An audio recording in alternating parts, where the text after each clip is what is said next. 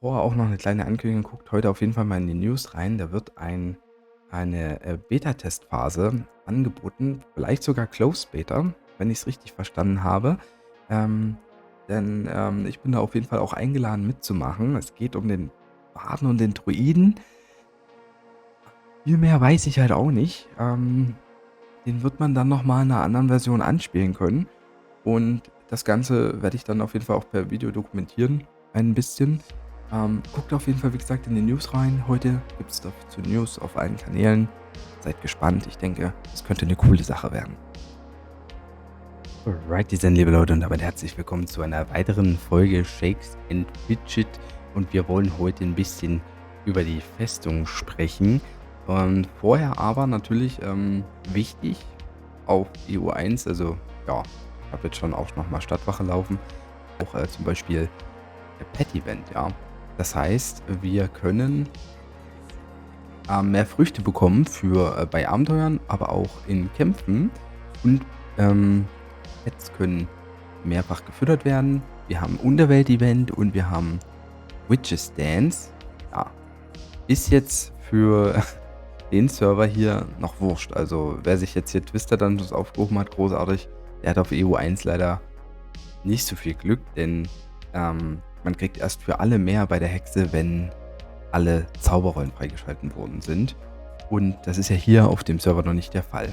Unterwelt-Event ist ganz gut für EU1. Werde ich also entsprechend demnächst meinen Soul Extractor auf 9 machen. Also ich habe jetzt hier noch 20.000 Seelen bekommen. Wir brauchen 198.000 für ein Upgrade. Und ich hoffe, dass ich das heute noch irgendwie bekomme. Also zum Freitag. Dann kann ich dann die nächsten 2 Tage noch mehr Seelen einfarmen und den Gladiator drin auch nachziehen zum Beispiel. Das wird so der Plan sein. Bei den Tieren hatte ich 1, 2 Petfights nicht gemacht. Die möchte ich nämlich jetzt machen. Denke, den hätte ich auch schon vorher schlagen können. Aber pro gewonnenen Kampf gleich 3 Früchte mitzubekommen, ist halt einfach mal viel geiler. Wir können gleich nochmal hier probieren, den nächsten hier mitzunehmen. Und so unser Pet 10 Aug auf 100 zu bringen. Denn auf diesem Pet möchte ich ja auf jeden Fall auf 100 kommen. Und dann auf Unterbiss gehen. Ja, so ist der Plan. Ja. Vielleicht, weiß ich noch nicht, vielleicht schlage ich den jetzt noch nicht. Es kann ja noch mehr passieren. Ich denke, hier können wir was machen, oder? Doch. Okay. So. Let's go. Let's go. Ja. Dann werden wir gleich eben über die Festung sprechen, denn die Festung ist ein Feature, das eigentlich, seitdem es existiert, jeden Char theoretisch ab dem ersten Tag des Spiels, also Serverstart zum Beispiel Tag 1, begleitet.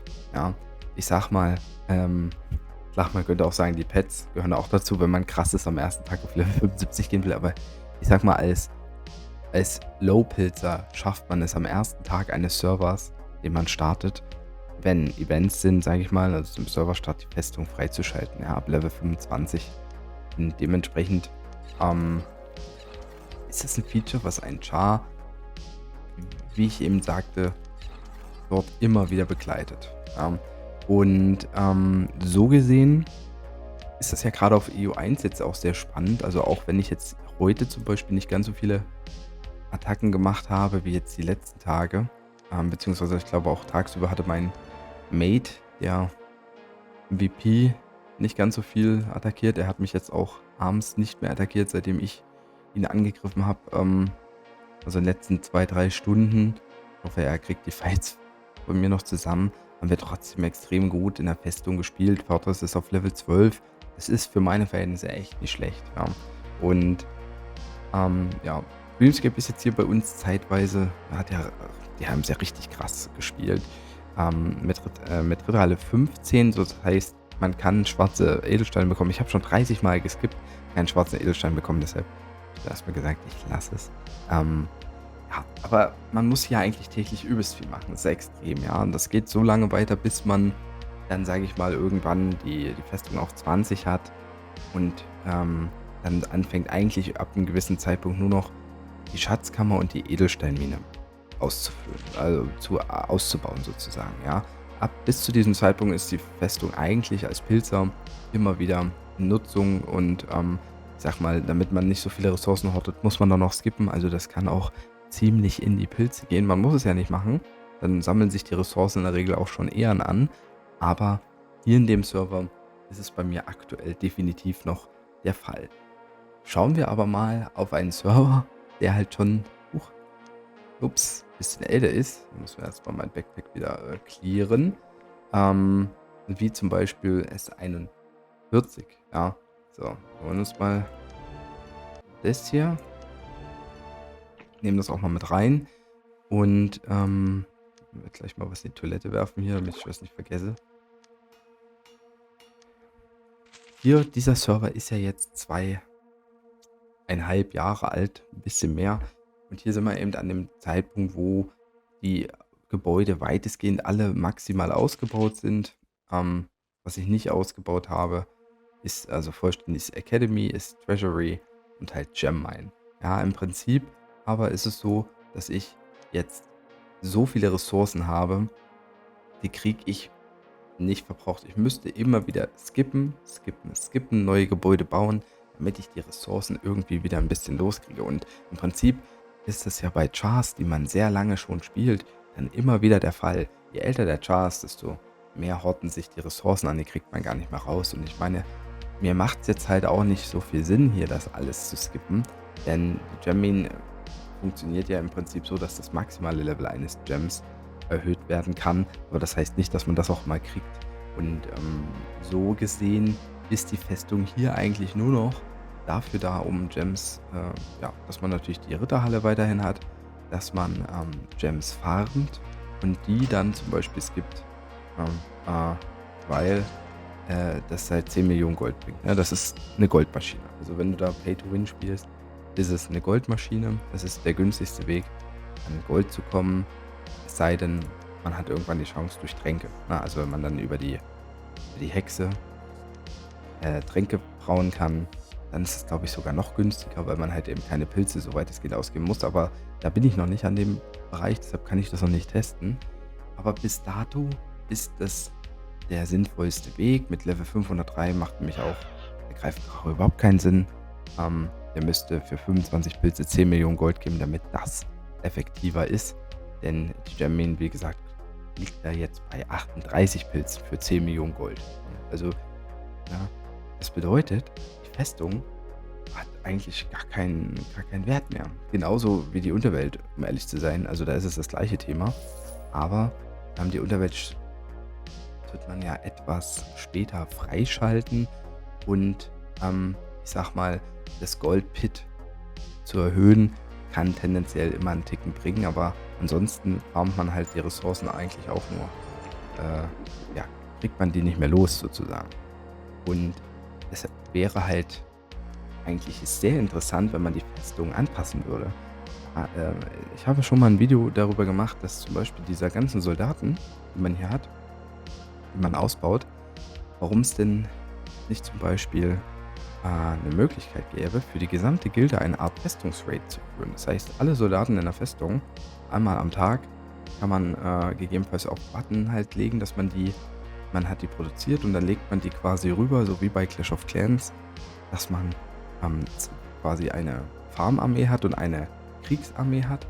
Und zu einem gewissen Zeitpunkt des Tages können dann alle Soldaten der Gilde, also jeder Spieler, der halt seine Soldaten reingepackt hat, kann dann am Gildenraid teilnehmen und je nachdem, wie viele Soldaten man das halt hat, das ist ja klar, es gibt ein Maximum bei 50 Leuten, wenn die voll ausgebaut sind, sind die auch voll stark, die den Raid machen und je nachdem, wie weit sie da kommen, gibt es eben zum Beispiel ja, Gold oder nochmal einen legendären Edelstein oder irgendwas.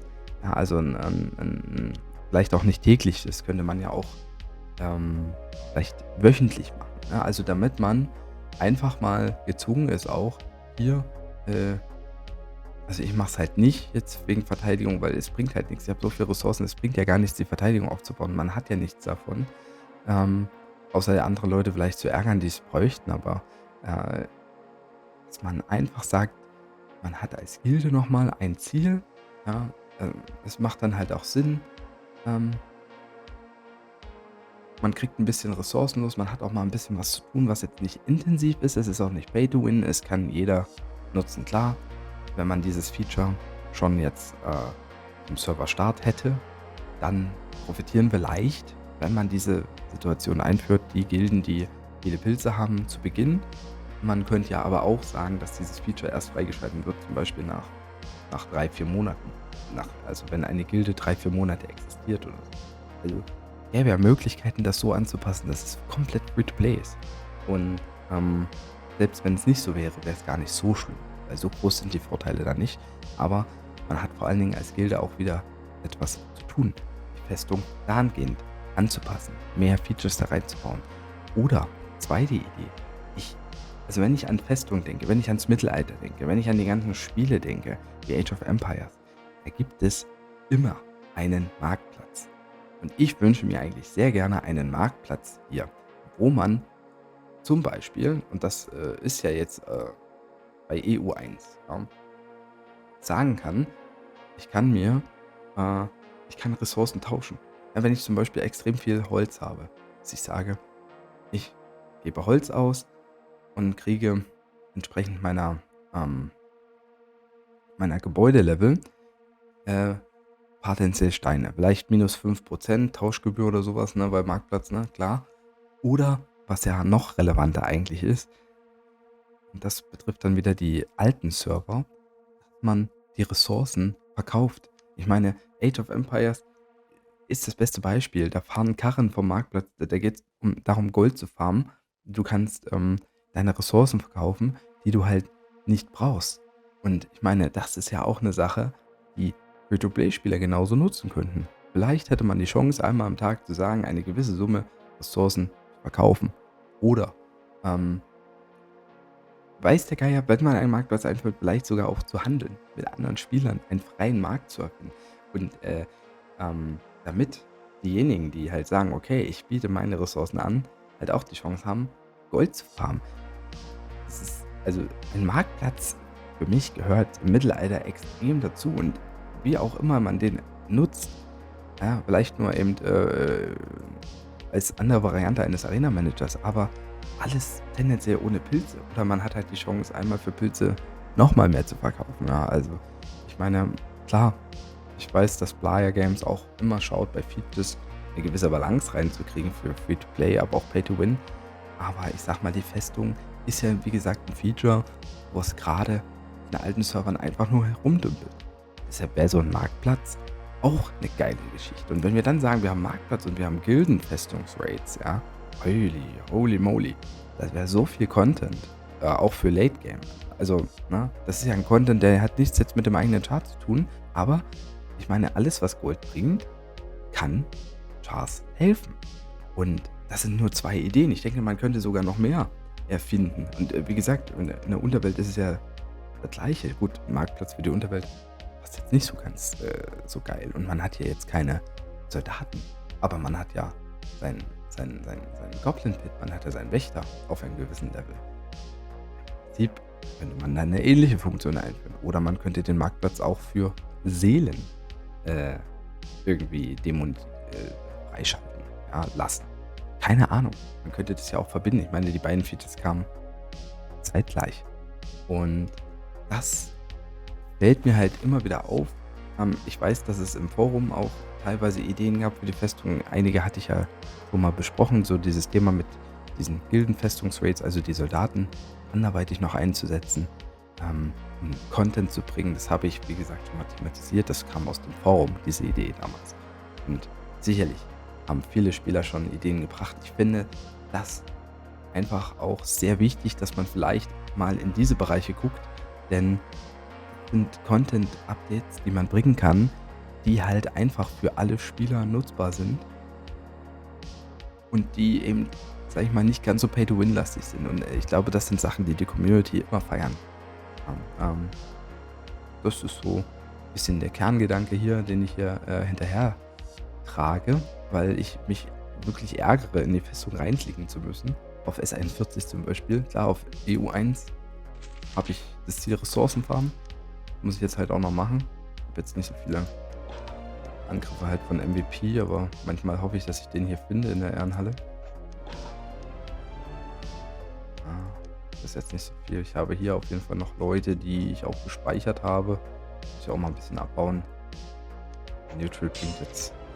Also ich bringe mehr Ressourcen für die meisten, als die mir bringen, aber trotzdem bringen sie ja nicht so schlechte Ressourcen. Ja, es ist jetzt nicht so, dass ich mich aufrege. So. Und wieder mal für Gold suchen kann man machen. El Presidente bringt nicht so schlechte Ressourcen hier. Kann man auch mal mitnehmen. Und das ist so das Thema. Ich weiß nicht, ob ihr auch noch eine Idee habt in diesem Atemzug mit der Festung, ähm, oder ob ihr da eine ganz andere Meinung habt, würde mich definitiv auf jeden Fall interessieren, dass man darüber mal reden kann.